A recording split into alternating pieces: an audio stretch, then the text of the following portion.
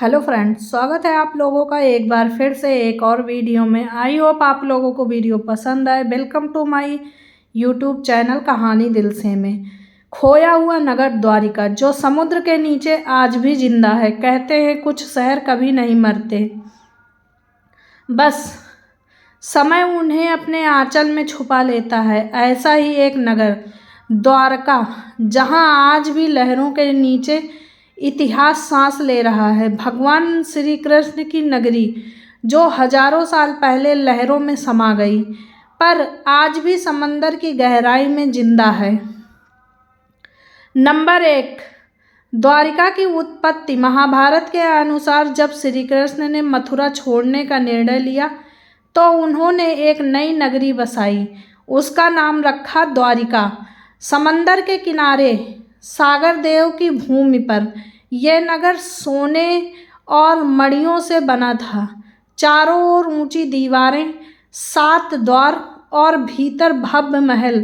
कहा जाता है जब सूर्य अस्त होता तो पूरा शहर सुनहरी रोशनी में नहाया रहता था, और जब चांद उगता तो समुद्र की लहरें जैसे भगवान श्री कृष्ण के चरणों को स्पर्श करने दौड़ पड़ती।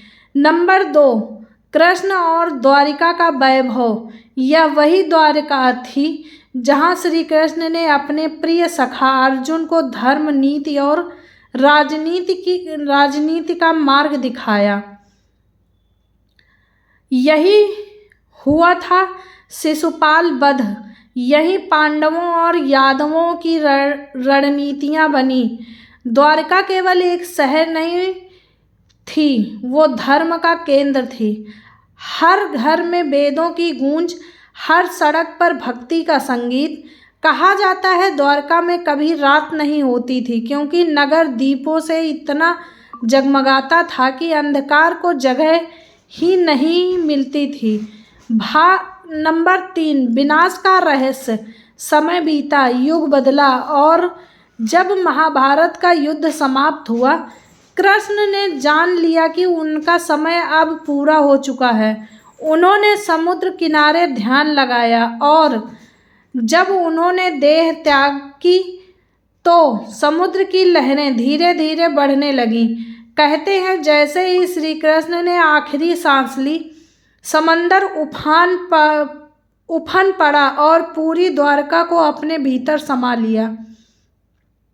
लोगों ने देखा सोने का महल, रत्नों से बने स्तंभ, सब कुछ जल में गायब हो गया। पर आश्चर्य की बात यह है, किसी को कोई लाश नहीं मिली, न कोई अवशेष बहकर बाहर आया। मानो द्वारिका कभी डूबी ही नहीं, बस किसी को और लोक में चली गई हो। नंबर 4, आधुनिक खोज। हजारों साल पहले 1979 में समुद्र पुरातत्व वैज्ञानिकों नेगू रात ने ओखा तट के पास गोता लगाया, और जो देखा उसने दुनिया को चौंका दिया।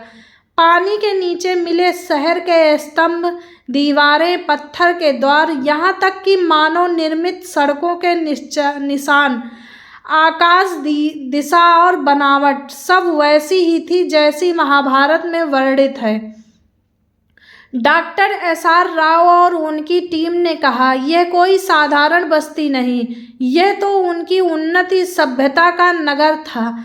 वैज्ञानिकों ने रेडियो कार्बन डेटिंग की और पाया कि यह नगर 9000 साल पुराना है। यानी महाभारत की कथा इतिहास भी हो सकती है, सिर्फ मिथक नहीं। द्वारका आज भी जीवित है। समुद्र की लहरें आज भी द्वारका के तट पर मंदिर के चरणों को छूती हैं। ऊपर बना द्वारकाधीश मंदिर, कहा जाता है कि वो ठीक उसी स्थान पर है जहां कृष्ण का महल हुआ करता था। यह मंदिर हर 12 साल में खुद झुकता है और फिर अपने आप सीधा हो जाता है।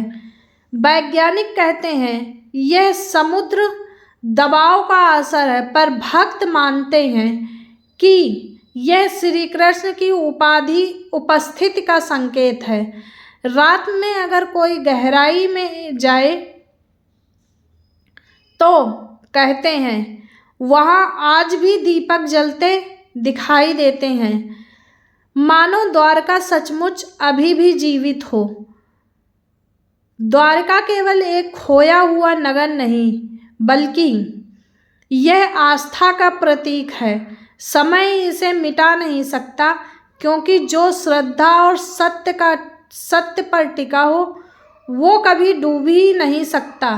आज जब लहरें किनारे से टकराती हैं तो लगता है जैसे वो कह रही हों, कृष्ण अभी यहीं है, बस रूप बदल लिया है।